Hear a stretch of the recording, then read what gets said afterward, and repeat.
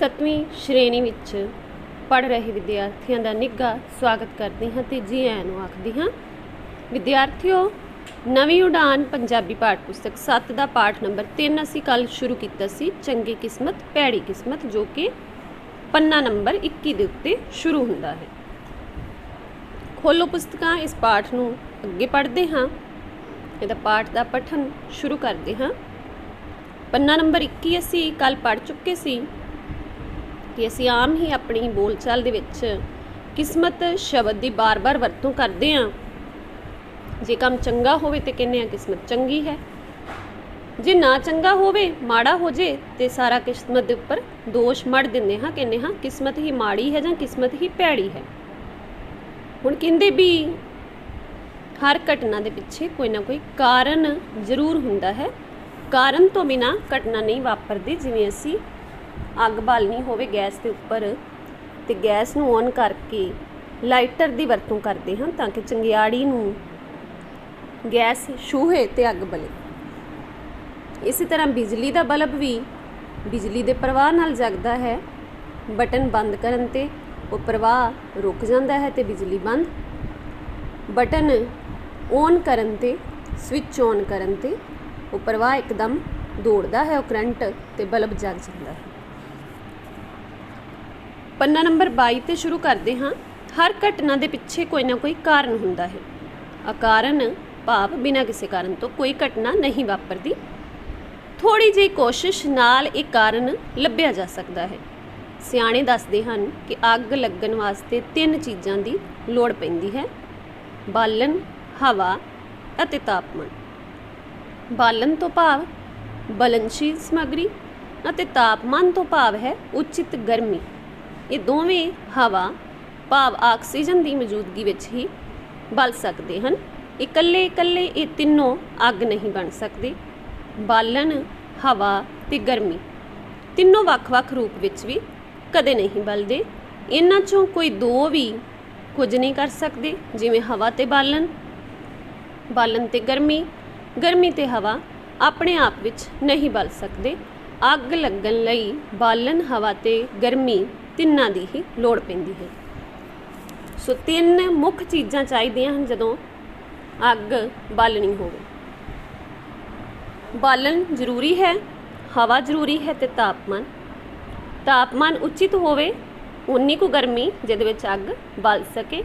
ਬਾਲਣ ਕੋਈ ਵੀ ਹੋ ਸਕਦਾ ਹੈ ਜਿਹੜਾ ਬਲ ਸਕੇ। ਬਲਨਸ਼ੀਲ ਸਮੱਗਰੀ ਉਹ ਕਾਗਜ਼ ਵੀ ਹੋ ਸਕਦੇ ਨੇ, ਗੱਤਾ ਵੀ ਹੋ ਸਕਦਾ, ਟਾਹਣੀਆਂ ਵੀ ਹੋ ਸਕਦੀਆਂ ਨੇ, ਇੱਥੋਂ ਤੱਕ ਕਿ ਗੈਸ ਵੀ ਹੋ ਸਕਦੀ ਹੈ, ਲਿਕੁਇਡ ਗੈਸ ਜਾਂ ਤੇਲ। ਬਲਨਸ਼ੀਲ ਸਮੱਗਰੀ ਕੋਈ ਵੀ ਹੋਵੇ। ਤਾਪਮਾਨ ਉਚਿਤ ਗਰਮੀ ਹੋਵੇ। ਹਵਾ ਜਿਹਦੇ ਵਿੱਚ ਆਕਸੀਜਨ ਦੀ ਹੋਂਦ ਹੋਵੇ, ਮੌਜੂਦਗੀ ਹੋਵੇ। ਹੁਣ ਇਹਨਾਂ 'ਚੋਂ ਜੇ ਇੱਕ ਚੀਜ਼ ਨਾ ਹੋਵੇ, ਤਿੰਨਾਂ 'ਚੋਂ 2 ਚੀਜ਼ਾਂ ਹੋਣ, ਅੱਗ ਨਹੀਂ ਬਲੇਗੀ। ਤਿੰਨਾਂ ਦਾ ਹੋਣਾ ਜ਼ਰੂਰੀ ਹੈ। ਅੱਗ ਬੁਝਾਉਣ ਵਾਲਾ ਵਿਭਾਗ ਇਸੇ ਸਿਧਾਂਤ ਉੱਪਰ ਕੰਮ ਕਰਦਾ ਹੈ। ਅੱਗ ਵਾਲੀ ਥਾਂ ਉੱਪਰ ਤਿੰਨਾਂ 'ਚੋਂ ਕਿਸੇ ਇੱਕ ਨੂੰ ਰੋਕ ਲਿਆ ਜਾਂਦਾ ਹੈ। ਪਹਿਲਾਂ ਬਾਲਣ ਹਟਾ ਲਿਆ ਜਾਂਦਾ ਹੈ। ਜਿੰਨਾ ਕੁ ਬਾਲਣ ਮੌਜੂਦ ਹੋਵੇ ਉਸ ਨੂੰ ਬਲਣ ਦਿੱਤਾ ਜਾਂਦਾ ਹੈ। ਬਾਲਣ ਖਤਮ ਹੋਣ ਤੇ ਅੱਗ ਆਪਣੇ ਆਪ ਬੁਝ ਜਾਂਦੀ ਹੈ। ਦੂਜਾ, ਪਾਣੀ ਪਾ ਕੇ ਤਾਪਮਾਨ ਘੱਟ ਕਰ ਦਿੱਤਾ ਜਾਂਦਾ ਹੈ। ਘੱਟ ਤਾਪਮਾਨ ਉੱਪਰ ਅੱਗ ਬਲ ਹੀ ਨਹੀਂ ਸਕਦੀ। ਤੀਜਾ, ਹਵਾ ਭਾਵ ਆਕਸੀਜਨ ਦੀ ਸਪਲਾਈ ਜਾਂ ਪ੍ਰਵਾਹ ਰੋਕ ਦਿੱਤੀ ਜਾਂਦੀ ਹੈ। ਇਸ ਵਾਸਤੇ ਅੱਗ ਉੱਪਰ ਰੇਤ ਜਾਂ ਮਿੱਟੀ ਪਾ ਦਿੱਤੀ ਜਾਂਦੀ ਹੈ ਅਤੇ ਅੱਗ ਬੁਝ ਜਾਂਦੀ ਹੈ। ਅੱਜ ਕੱਲ੍ਹ ਅੱਗ ਬੁਝਾਉਣ ਵਾਲੇ ਯੰਤਰਾਂ ਵਿੱਚ ਕਾਰਬਨ ਡਾਈਆਕਸਾਈਡ ਦੀ ਵਰਤੋਂ ਕੀਤੀ ਜਾਂਦੀ ਹੈ। ਇਹ ਗੈਸ ਆਕਸੀਜਨ ਦੀ ਥਾਂ ਲੈ ਕੇ ਅੱਗ ਨੂੰ ਬਲਣ ਤੋਂ ਰੋਕ ਦਿੰਦੀ ਹੈ। ਅੱਗ ਬੁਝਾਉਣ ਦੀ ਇਸ ਵਿਧੀ ਵਿੱਚ ਘਟਨਾ ਤੇ ਕਾਰਨ ਦੇ ਆਪਸੀ ਸੰਬੰਧ ਲੱਭਣ ਦੀ ਕੋਸ਼ਿਸ਼ ਕੀਤੀ ਜਾ ਸਕਦੀ ਹੈ। Cause and effect. ਹੁਣ ਦੇਖੋ ਕਿ ਅੱਗ ਬੁਝਾਉਣ ਵਾਲਾ ਜਿਹੜਾ ਮਹਿਕਮਾ ਹੁੰਦਾ ਨਾ, ਵਿਭਾਗ, ਉਹ ਇਸੇ ਸਿਧਾਂਤ ਤੇ ਇਸੇ ਪ੍ਰਿੰਸੀਪਲ ਤੇ ਕੰਮ ਕਰਦਾ ਹੈ ਕਿ ਜਿੱਥੇ ਕਿਤੇ ਅੱਗ ਲੱਗੀ ਹੋਵੇ, ਫਾਇਰ ਬ੍ਰਿਗੇਡ ਆਵੇ, ਉਹ ਪਾਣੀ ਦੀ ਵਰਤੋਂ ਕਰਦੇ ਨੇ ਤਾਂ ਕਿ ਤਾਪਮਾਨ ਠੰਡਾ ਕਰ ਦਿੱਤਾ ਜਾਵੇ, ਅੱਗ ਬੁਝ ਜਾਵੇ। ਬਲਣ ਵਾਲੀਆਂ ਚੀਜ਼ਾਂ ਨੇ ਜਿਹੜੀਆਂ ਬਾਲਣ ਨੇ, ਉਹ ਜਿੰਨਾ ਕੁ ਬਲ ਗਿਆ, ਜਿਹੜਾ ਅਜੇ ਬਲਿਆ ਨਹੀਂ, ਜਿੱਥੇ ਅੱਗ ਨਹੀਂ ਪਹੁੰਚੀ ਉਹਨੂੰ ਦੂਰ ਹਟਾਇਆ ਜਾਂਦਾ ਹੈ। ਹੁਣ ਖਾਸ ਤੌਰ ਤੇ ਜਿਹੜੇ ਪਿੰਡਾਂ ਦੇ ਵਿੱਚ ਰਹਿੰਦੇ ਨੇ, ਕਈ ਵਾਰੀ ਕੀ ਹੁੰਦਾ ਹੈ ਕਿ ਬਿਜਲੀ ਦਾ ਇੱਕ ਚੰਗਿਆੜਾ ਡਿੱਗੇ ਤੇ ਪੱਕੀ ਹੋਈ ਫਸਲ ਨੂੰ ਅੱਗ ਲੱਗ ਜਾਂਦੀ ਹੈ। ਅੱਗ ਬੁਝਾਉਣ ਲਈ ਕੀ ਕਰਦੇ ਨੇ, ਉੱਥੇ ਪਾਣੀ ਨਹੀਂ ਲੈ ਕੇ ਭੱਜਦੇ, ਫਟਾਫਟ ਟਰੈਕਟਰ ਦੇ ਪਿੱਛੇ ਹੱਲਾਂ ਪਾਈਆਂ ਜਾਂਦੀਆਂ ਨੇ, ਔਰ ਜਿੱਥੇ ਅੱਗ ਜੇ ਨਹੀਂ ਪਹੁੰਚੀ, ਪਤਾ ਹੈ ਕਿ ਇੱਥੇ ਪਹੁੰਚਣ ਹੀ ਵਾਲੀ ਹੈ, ਉੱਥੇ ਫਟਾਫਟ ਟਰੈਕਟਰ ਦੇ ਨਾਲ ਉਹ ਜ਼ਮੀਨ ਨੂੰ ਵਾਹ ਦਿੱਤਾ ਜਾਂਦਾ ਹੈ ਤਾਂ ਕਿ ਮਿੱਟੀ ਉੱਪਰ ਆ ਜਾਏ ਔਰ ਅੱਗ ਅੱਗੇ ਵੱਧ ਨਾ ਸਕੇ। ਸੋ ਇਸੇ ਤਰ੍ਹਾਂ ਹੀ ਤੁਸੀਂ ਸਕੂਲਾਂ ਦੇ ਵਿੱਚ, ਕਾਲਜਾਂ ਦੇ ਵਿੱਚ, ਹਸਪਤਾਲਾਂ ਦੇ ਵਿੱਚ ਦੇਖਿਆ ਹੋਏਗਾ ਕਿ 3-4 ਬਾਲਟੀਆਂ ਇਕੱਠੀਆਂ ਕਿਤੇ ਨਾ ਕਿਤੇ ਟੰਗੀਆਂ ਹੁੰਦੀਆਂ ਨੇ ਸਟੈਂਡ ਦੇ ਵਿੱਚ, ਉਹਨਾਂ ਦੇ ਵਿੱਚ ਰੇਤ ਪਾਈ ਹੁੰਦੀ ਹੈ, ਲਾਲ ਰੰਗ ਕੀਤਾ ਹੁੰਦਾ, ਲਾਲ ਤੇ ਚਿੱਟਾ, ਰੈੱਡ ਐਂਡ ਵਾਈਟ ਕਲਰ। ਸੋ ਉਹ ਬਾਲਟੀਆਂ ਵਿੱਚ ਰੇਤ ਇਸੇ ਲਈ ਪਾਈ ਜਾਂਦੀ ਹੈ ਕਿ ਜੇਕਰ ਐਮਰਜੈਂਸੀ ਦੇ ਵਿੱਚ ਕਿਤੇ ਅੱਗ ਲੱਗ ਜਾਏ ਤੇ ਰੇਤ ਉੱਪਰ ਪਾ ਕੇ ਬੁਝਾਉਣ ਦੀ ਕੋਸ਼ਿਸ਼ ਕੀਤੀ ਜਾ ਸਕੇ। ਸੋ ਜਿਹੜਾ ਫਾਇਰ ਬ੍ਰਿਗੇਡ ਦਾ ਮਹਿਕਮਾ ਹੈ ਉਹ ਇਸੇ ਸਿਧਾਂਤ ਦੇ ਉੱਪਰ ਕੰਮ ਕਰਦਾ ਹੈ।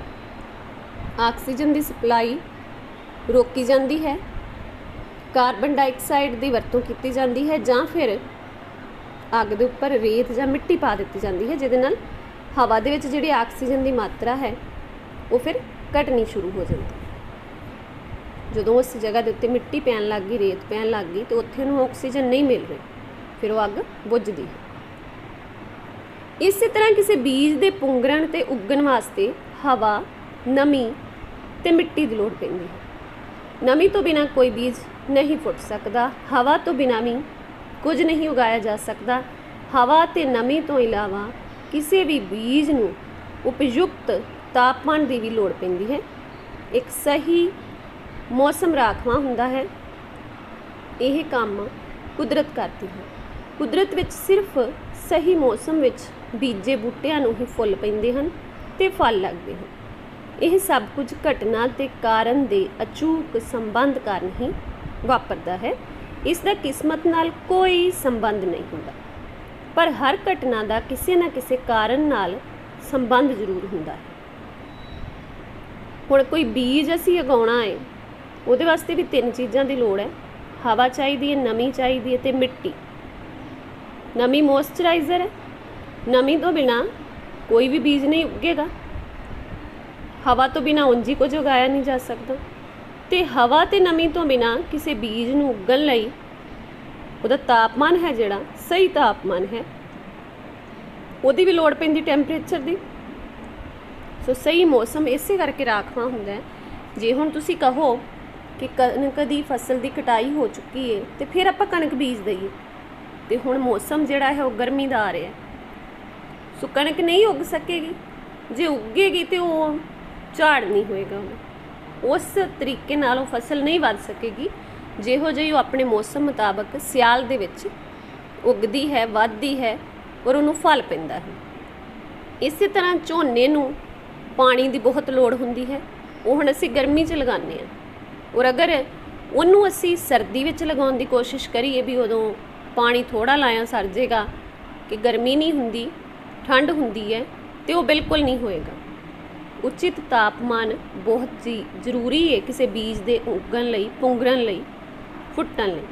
ਸੋ ਕੁਦਰਤ ਨੇ ਇਹ ਸਹੀ ਮੌਸਮ, ਇਸੇ ਕਰਕੇ ਮੌਸਮ ਦੀ ਤਬਦੀਲੀ ਕੀਤੀ ਹੈ। ਮੌਸਮ ਦੇ ਹਿਸਾਬ ਨਾਲ ਸਾਨੂੰ ਸਹੀ ਮੌਸਮ ਦੇ ਅਨੁਸਾਰ ਹੀ ਬੀਜ ਬੀਜਣੇ ਪੈਂਦੇ ਹਨ, ਬੂਟੇ ਲਗਾਉਣੇ ਪੈਂਦੇ ਹਨ, ਤਾਂ ਹੀ ਉਹਨਾਂ ਨੂੰ ਫੁੱਲ ਤੇ ਫਲ ਪੈਂਦੇ ਹਨ। ਇਹਦੇ ਵਿੱਚ ਕਿਸਮਤ ਦਾ ਕੋਈ ਹੱਥ ਨਹੀਂ।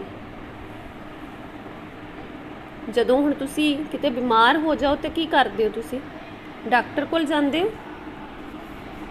ਜਦੋਂ ਤੁਸੀਂ ਬਿਮਾਰ ਹੁੰਦੇ ਹੋ ਤਾਂ ਕੀ ਹੁੰਦਾ? ਬਿਮਾਰੀ ਦੀ ਹਾਲਤ ਵਿੱਚ ਤੁਸੀਂ ਡਾਕਟਰ ਕੋਲ ਜਾਂਦੇ ਹੋ। ਡਾਕਟਰ ਕੀ ਕਰਦਾ ਹੈ? ਉਹ ਸਭ ਤੋਂ ਪਹਿਲਾਂ ਤੁਹਾਡੇ ਸਰੀਰ ਦੀ ਜਾਂਚ ਕਰਦਾ ਹੈ। ਉਹ ਤੁਹਾਡੀ ਨਬਜ਼ ਦੇਖਦਾ ਹੈ, ਅੱਖਾਂ, ਜੀਭ ਆਦਿ ਦਾ ਮੁਆਇਨਾ ਕਰਦਾ ਹੈ। ਉਹ ਤੁਹਾਡੇ ਕੋਲੋਂ ਤੁਹਾਡੀ ਤਕਲੀਫ ਬਾਰੇ ਪੁੱਛਦਾ ਹੈ। ਸਟੈਥੋਸਕੋਪ ਲਗਾ ਕੇ ਉਹ ਤੁਹਾਡੇ ਸਰੀਰ ਦੀ ਅੰਦਰੂਨੀ ਜਾਂਚ ਕਰਦਾ ਹੈ।